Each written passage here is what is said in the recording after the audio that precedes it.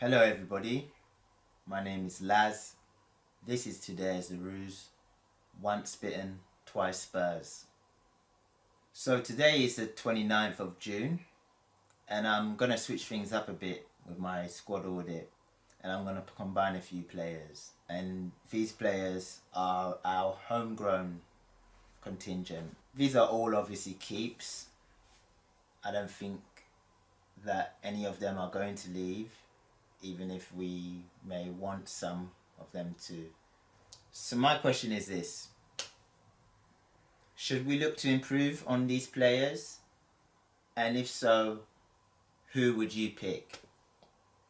Because what kind of got me thinking is the fact that right now in this England squad that's gone to the World Cup, we only have one international player in that squad, obviously Djed Spence, and he's getting all sorts of criticism, and I think a lot of that is to do with due to the fact that he plays for Spurs and they finished 17th. The reason why I bring it up is that apart from Spence, the rest of them, they're nowhere near the England squad, or in Ben Davies' case, still in the Welsh squad, but he's not very near our first team. But anyways, I digress. What I want to say is that if you look at a lot of winning Premier League teams, they tend to have a core or a spine of England players who are playing regularly as international players. Now obviously, as time has progressed and more foreign players have come in, that core has maybe drifted down from in the past with teams like Man United, who may have had 4 or 5. You think of Ferdinand, Carrick, Rooney, Scholes, etc. But now, and you go into more modern times, you've had the likes of Liverpool, who've had Jordan Henderson, Trent Alexander-Arnold, of course, and if you want to count James Milner, I guess so, although he was not really an international, but very well respected. And I feel as though for us to move to the next level, and what I mean by the next level is beyond challenging for European places, but actually contending for the title. To compete for Premier League titles, you need to have at least 2 or 3 regular starting England internationals, I believe. And we don't have that right now at the moment. So what I want to do is I want to kind of propose, and I would like you also to tell me who you might want to bring in that may be an England international in the future, or is one now, if we're able to, of course, because at the moment England internationals are moving for £115 million. The first one that I think of is obviously somebody that's been linked with us. He scored 15 goals, I think, last season in the Premier League, and that's Morgan Gibbs-White. And I think he would be a natural replacement for James Maddison. Now I know that Gibbs-White hasn't made it into the England squads, and I know that England have like a plethora of number 10 players, but somebody who's scoring that amount of goals in the Premier League above our top scorer is somebody that we could do with in our team, because James Maddison too, obviously he's come off from a long layoff, but he had a long layoff before that, and he's been injured in bits before that too. I still see actually a place for him in our squad, even beyond this, but I think what I would like James Maddison to do, if he's able to and willing to do, is kind of drop back and kind of play like as a deep line playmaker. I think he would suit that. But that's obviously that's up to him and what he wants to do. And if he's able to do that, then I do believe that he can stay on for maybe in the medium term too. Then we have Dominic Solanke. Personally, I'd like to replace him with another striker, a better striker. But at the same time, he's been injured too a lot of the time, and when he has come back, he has contributed. Although he's never really going to be that kind of predator that you want a number 9 to be, but he offers other things, particularly like hold up play, link up play. So as he's going to be here, I'd like him to force himself into the England squad, because if you look at his competition, you have bar Harry Kane, you've got Ollie Watkins, who didn't have a good start to the season, and then you've got Ivan Toney, who's playing in Saudi Arabia. As far as I'm concerned, Dominic Solanke should be forcing himself into the next England, the next cycle of England squad, because if he isn't able to, then I don't think he's good enough for us either, because we need goals, we need assists, primarily goals. So yeah, that's my wish for Dominic. I believe he can do that. I just hope he's able to stay fit and do that. When I say I believe, I want to believe. Next, we've got Conor Gallagher. Obviously, we signed him in January, and he's come in, and for me, he's looked quite underwhelming. He was employed as a pressing advanced midfielder. Managed to get a goal for us against Aston Villa. That kept us up. I'm glad he did. He's been given a number 8. I'm sure some people are very happy with that. Does that mean he plays more? Does that mean he continues in his role? Who knows? But for me, I believe we need an upgrade there, because unless he's able to get himself into good shape, get fitter, because when he came he obviously wasn't fit at all. We need more technical ability in that midfield. We need midfielders who can do what he does and pass the ball and score goals. There are midfielders out there that can do that. Obviously, a lot of people talk about Alex Scott. I've seen bits of him. He looks good. Will he be very good? Will he be great? I'm not sure.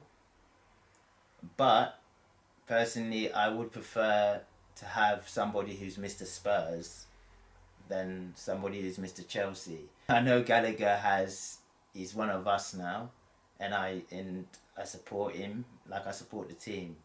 I'm kind of tired of double agents. No, I'm not joking, but I doubt he is. I'm sure he's a professional player. Like, I'm sure he's a professional, but if we talk about players who get it, like I said in one of my previous videos, we've got Pedro Porro, we've got Djed Spence, right? In terms of that aggressive kind of getting it, yeah.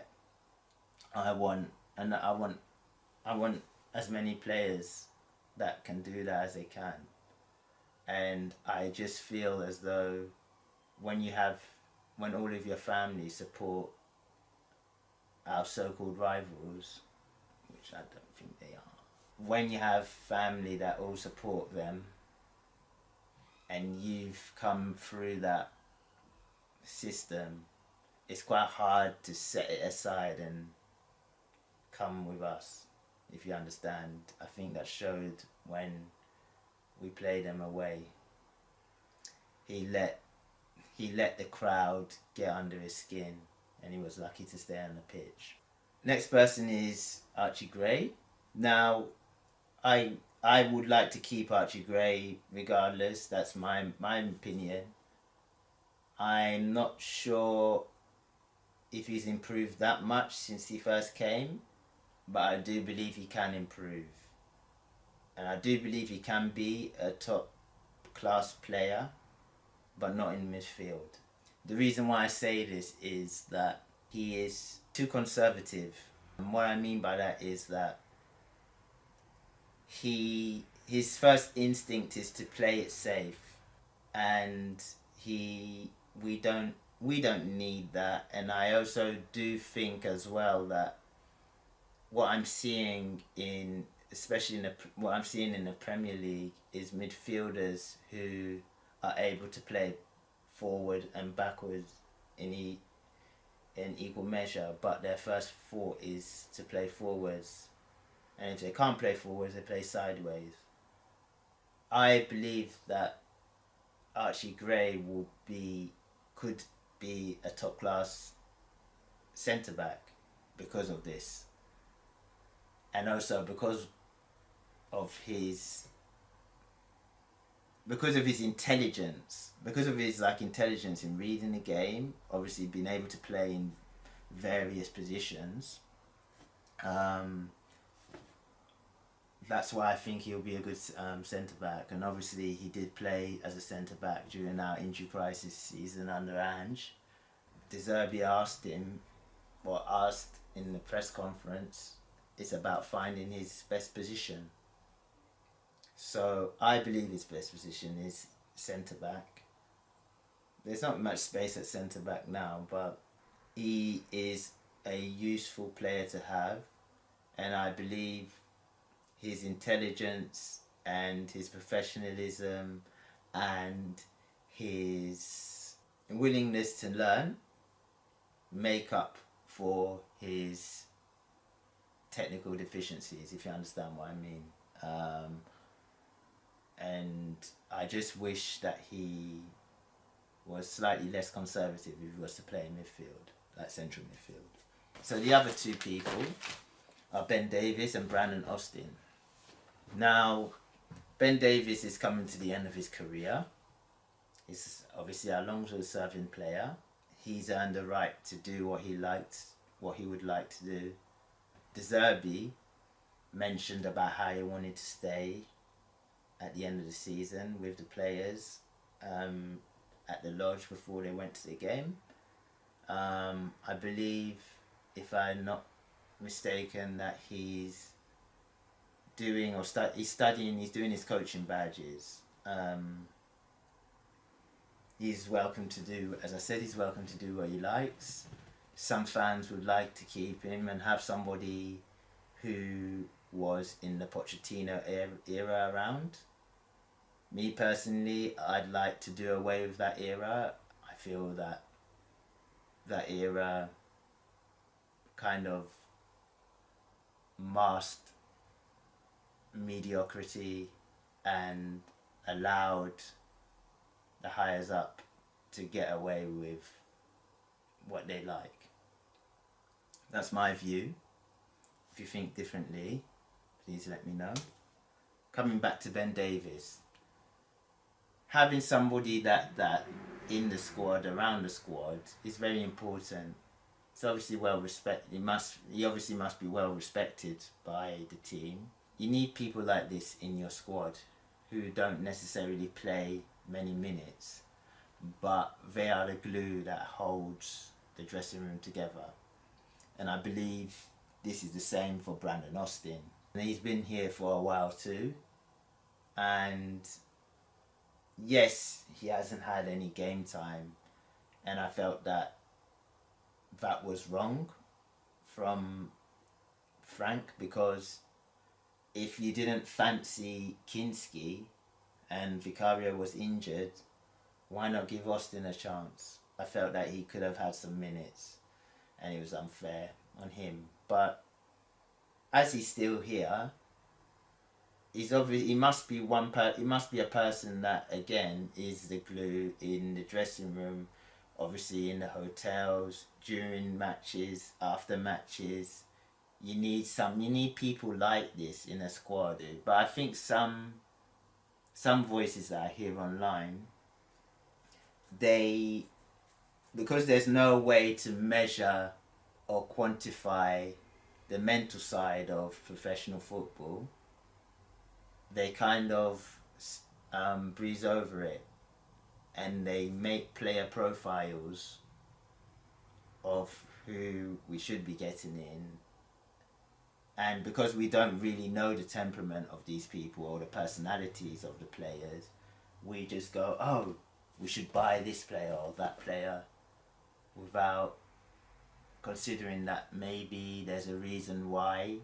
Even if it's wrong, even if it's a wrong reason, maybe there is a reason why coaches, directors of football, etc., prefer to go with one kind of player over another.